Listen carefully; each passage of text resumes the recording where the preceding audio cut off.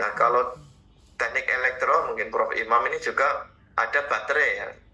Jadi bisa nggak itu makanan itu dikembangkan jadi nanti layaknya seperti baterai ya pengikatannya. Jadi bisa kebutuhannya bisa dirilis ya, kebutuhan energinya dan seterusnya.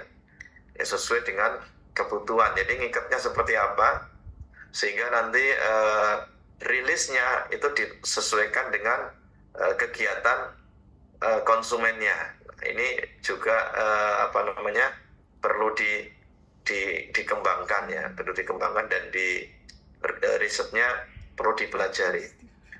Bahkan yang daya tahan lama ini kalau bisa lebih jadi menguatkan orang yang berpuasa sangat bermanfaat ini. Tapi tentu ini juga harus dikembangkan ya. Kalau lebih lama lagi ya mungkin bisa, why not ya. Sementara mungkin misalkan 3 hari kenyang dan seterusnya lebih lama lagi, mungkin sekarang masih science fiction ya.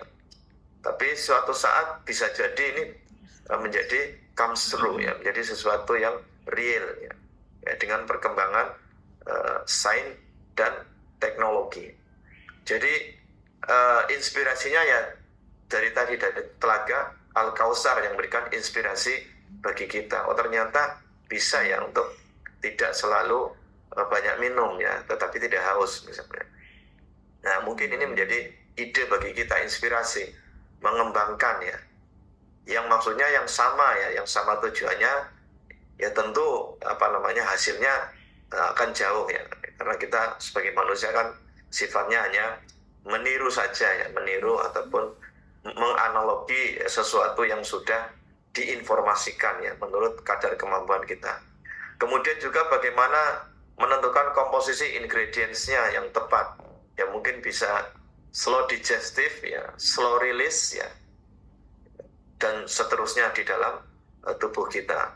Jadi perlu adanya pemuliaan tanaman atau hewan atau plant breeding ya, bagaimana supaya bisa dipercepat masa panennya.